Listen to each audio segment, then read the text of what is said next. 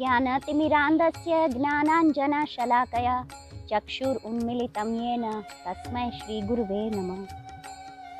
हरे कृष्णा। जैसा कि हम लोग जानते हैं कि भगवान का नाम इतना पवित्र है कि हमें हर एक मुसीबत से बचा लेगा। हमें जितने भी सुने हैं प्रवचन, उसमें हमने यही बात सुनी है जो हमारे आचार्य, हमारे गुरु और हमारे वरिष्ठ कहते हैं कि भगवान का नाम सबसे पवित्र और सबसे ऊंचा है, और वो भगवान का नाम बोलने से जो हम बचते हैं। तो एक बात मुझे याद आ रही है। एक आदमी था, वो एक फैक्ट्री में काम करता था और वहाँ पे वो मंदिर भी जाता था।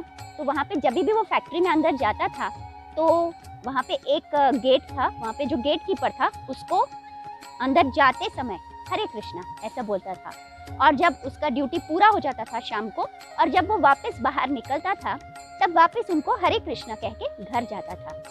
एक दिन ऐसा हुआ कि वो अपना टिफ़िन कुछ भूल गया अंदर वापस घर जाते हुए। तो वो कुछ अंदर लेने गया और हुआ ये कि फिर कुछ काम याद आ गया उसको, और फिर वो वहाँ पे कोल्ड स्टोरेज था तो वो अंदर कोल्ड स्टोरेज में गया।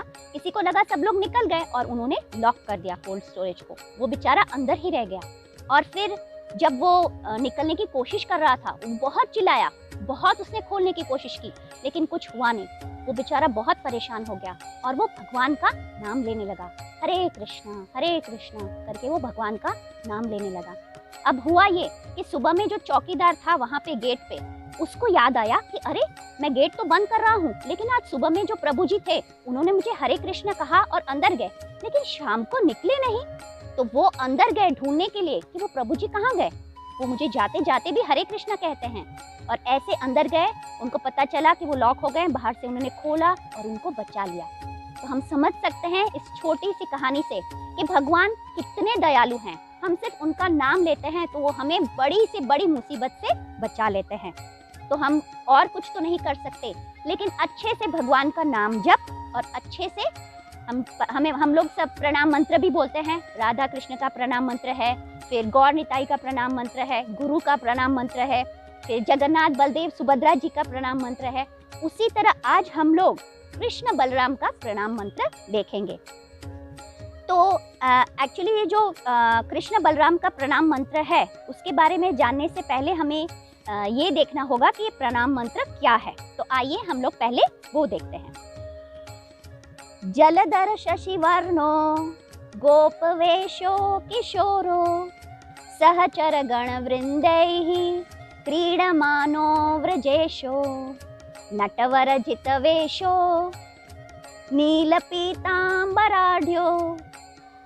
जगत जनन हेतु राम कृष्णो नतोस्मि। तो जैसा कि हम लोग सब जानते हैं कि जब हम राम नाम लेते हैं तो राम नाम लेते ही हमें अयोध्यापति राम याद आ जाते हैं। लेकिन प्रभुपाद जहाँ जहाँ पे भी राम का नाम ले रहे हैं वो बलराम रेफर कर रहे हैं। तो हमारे जो गौड़िया आचार्य हैं वो तो उससे भी आगे जाके कहते हैं कि राम का मतलब कृष्ण ही है। कृष्ण यानी कि राधा रमण, जो राधा को प्लीज कर रहे हैं, जो राधा को प्रसन्न कर रहे हैं, वो राधा रमण। हम जानते हैं कि हमारे आचार्य गोपाल भट्ट गोस्वामी जी जो हैं, उनके जो विग्रह थे, पूज्य विग्रह, वो यही थे राधा रमण, और उनका नाम दिया था रूप गोस्वामी ने। रूप गोस्वामी उनके विग्रह को नाम दिए थे। तो प्रभुपाद को एक बार किसी ने प्रश्न भी पूछा था कि प्रभुपाद ऐसा क्यों है हमारे महामंत्र में कि पहले हम लोग हरे कृष्णा बोलते हैं लेकिन फिर राम आते हैं, राम क्यों बोलते हैं, हरे कृष्णा ही क्यों नहीं करते। तो उस पर प्रभुपाद ने बताया था कि राम का अर्थ है बलराम, और आगे जाके अगर हमारी हम लोग इतना आगे बढ़ जाते हैं तो हम ये भी समझ सकते हैं कि राम का मतलब है राधा रमण। तो आइए हम लोग आज इस श्लोक का ये जो प्रणाम मंत्र है उसका हम लोग अर्थ जानते हैं।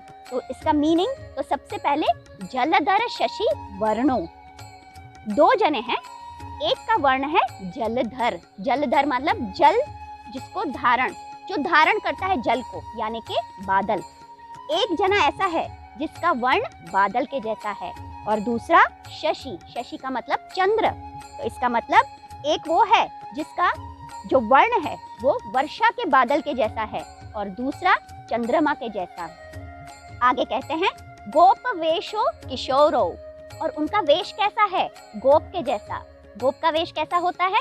हम लोग जानते हैं, जो गाय चराते हैं उनका वेश कैसा रहता है, वैसे वेश में वो हैं।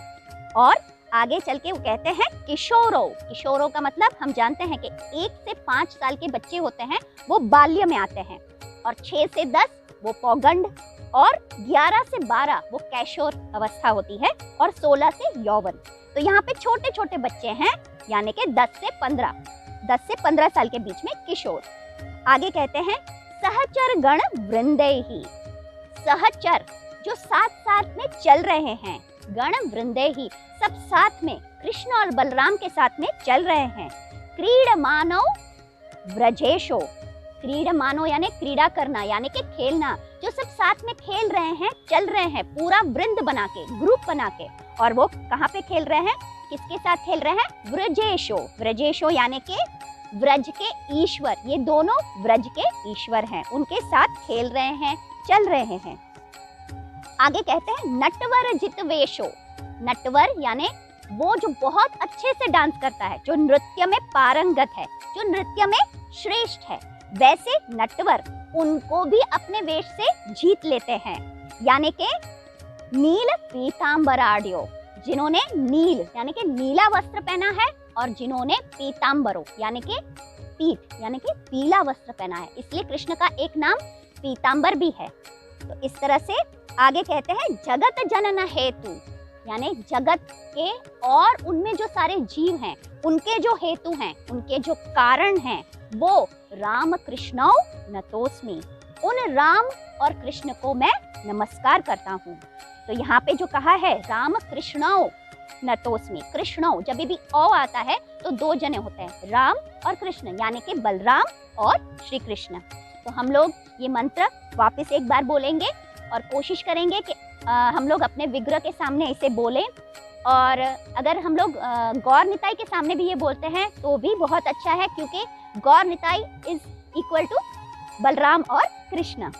तो हम लोग इसे बोलेंगे जलधर शशिवर्णो गोपवेशो किशोरो सहचर गण वृंदे क्रीडमानो व्रजेशो नटवर जितवेशो नीलपीतांबराढ्यो जगत जनन हेतु राम कृष्णो नतोस्मि। हरे। Thanks for watching this video, and please do subscribe to our channel and press the bell icon for getting new updates. Thank you.